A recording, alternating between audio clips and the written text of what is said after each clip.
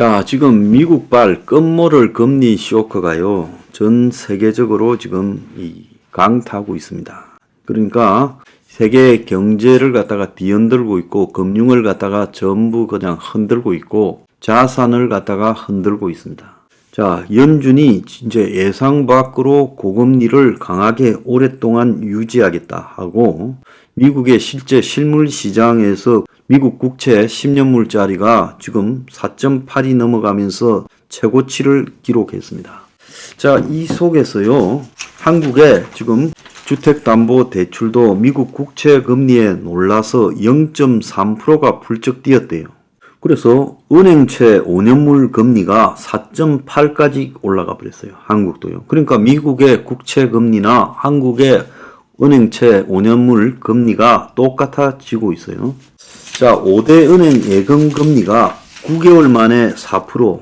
그래서 이제 대출 금리도 다시 올라갈 것이다. 예금 금리가 올라가면 당연히 대출 금리가 올라가지요.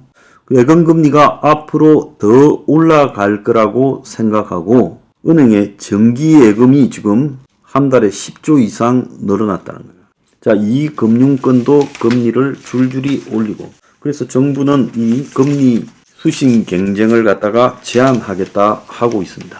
자, 이 속에서 미국의 이 10년물짜리 국채 금리가 한때 4.9%에 근접하면서 이제 주식 시장이 굉장히 불안해지고 있어요. 주식이라는 거는 이게 위험 자산이잖아요. 돈을 잃을 수도 있고 벌 수도 있는 위험 자산인데, 이 채권이라는 거는 그러지 않지 않습니까? 미국의 국채라는 거는요. 그러니까 국채 금리가 4.9면 이 주식에서 얻을 수익은 국채 금리보다 더 높은 할증 수익, 프리미엄이 있어야 주식 할 거 아닙니까? 그래서 주식에서 이제 리스크 프리미엄이라고 위험을 감수하는 이 할증이라는 거는 주당 순이익률에서 10년물 국채 금리를 뺀 값을 이제 주식의 한 주당 이 프리미엄이라고 하죠. 리스크 프리미엄이라고요. 그래서 주식 시장이 상승하려면 기업이 엄청나게 순이익을 얻거나, 그리고 호황이거나, 아니면 장기 금리, 그러니까 예를 들어서 채권 금리 같은 게 낮아져야 주식 시장이 화랑이 될 수 있는 거예요. 자, 미국의 일부 이 불황에서 집값이 올라가는 것은 왜 그런가 하는 것에 대해서 우리가 좀 알아야 될 필요가 있어요. 그 왜 그런가 하면, 고정금리로 0%대일 때 집을 산 사람이 집을 팔게 되면 자기는 어디 가서요, 이제 현재 비싼 금리로 집을 계약해야 돼요. 그렇지 않습니까? 비싼 모기지 금리로 계약해야죠. 그러니까 전부 집을 안 내놓는다는 거예요. 그래서 집주인이 지금 아주 낮은 30년간 0%대 기준금리로 이 모기지 금리를 했던 사람들이 지금 꼼짝도 안 하고 있다는 거예요. 그러니까 미국의 이제 주택 시장에서 좀 웃기는 꼴이 벌어지고 있는 거죠. 뒤늦게 비싼 금리로 산 집들은 다 무너져 내릴 거고, 옛날에 이 저금리로 고정금리로 30년 빌린 사람은 집을 딱 안 팔고 지고 앉아 있는 겁니다. 그래서 정확하게 채권 가격과 채권의 이자와 주식 가격은 반대로 움직이기 때문에 지금 미국에 이렇게 장기간 금리가 고금리로 유지되고 또 10년물 국채 금리가 높게 유지되면 주식시장 붕괴는 시간 문제다라는 겁니다. 시간 문제.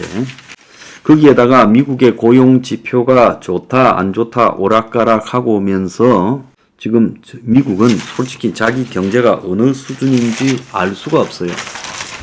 이 속에서요, 월스트리트 저널은 미국의 국채 금리 상승, 그리고 정시 하락, 강달러, 이런 것들이 경제 경착륙, 하드랜딩을 가져올 거다라고 말을 하고 있습니다.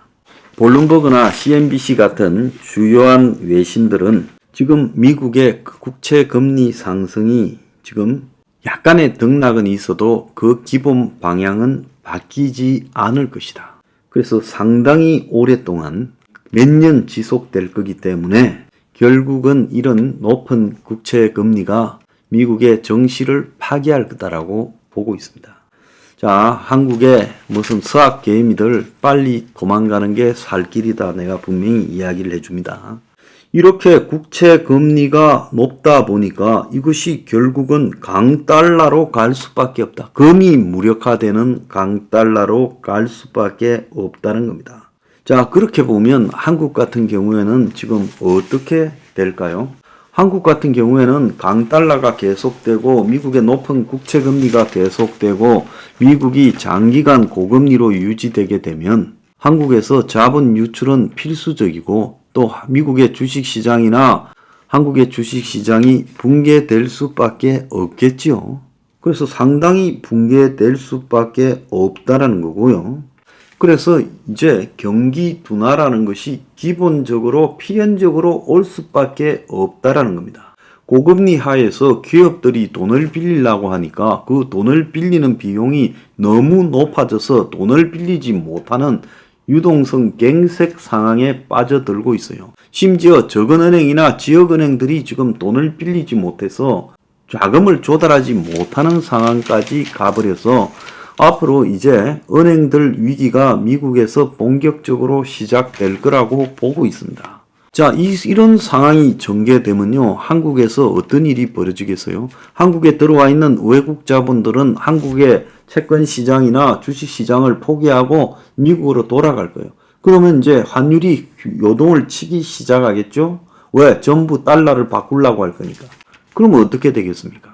이게 한국의 금융시장에 굉장한 교란이 올 거라고 보고 있고요. 또 다른 한편으로는 이런 것들이 한국의 금리가 지금 고금리로 장기간 유지되면서 부동산 시장을 뒤흔들게 될 거고 부동산이 무너질 수밖에 없다라는 겁니다. 부동산이 무너지고 또 기타 가계부채가, 자영업자 부채가, 기업 부채가 무너지면서 금융위기가 발생할 가능성이 매우 높아졌다라고 봐야 되는 거예요.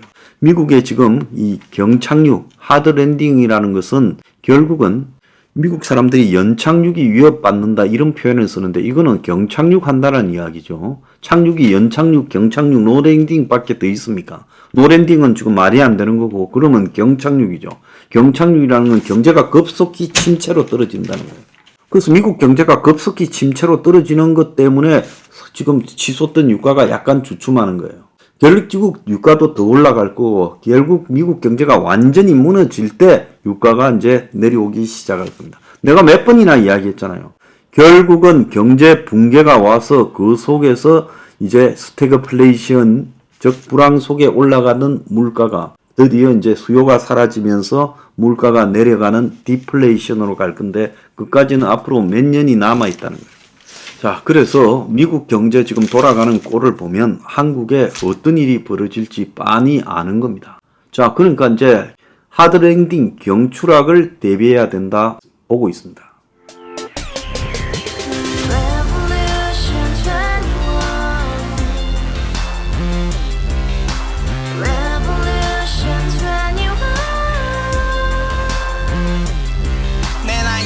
월세 30 코인빚만 300 서울에 온지 벌써 10년 아둥바둥 버텼지만 여전히 난 반지 하에 제왕 곰팡이 연문제약 내비랭 깡통 망통 완전히 폭망 고시원 창문만큼 작아진 내 꿈 연애 결혼 내 집 모든 게 헛꿈 1년 전 떠난 여친 울며 말했지 같이 스파차 평생 가본 게 꼭꼭꼭하지 가바후스 700 나도 소유주 가바후스 700 나의 소주 택시기사 우라부지 마트 캐셔 울어무니 우리 집안 다 털어봤자 후줄 그래 개선민 내미래 거기서 팍 끝난 거지 팍 더 이상 노력 따윈 괴물이 스펙 찾아서 말리 비오는 날 알바 잘려 맨날 학원 날 개쳐 발려 밤비 내리는 양화대교 홀로 걷고 있을 때 현수막에 아로 새겨진 평당 700짜리 아파트 다같이 소리 질러 혁명 21 가바후스 700 나도 소유주 가바후스 700 나의 소주 Together in the house, brand new day, and your dream had just begun. Revolution 21, only open happiness.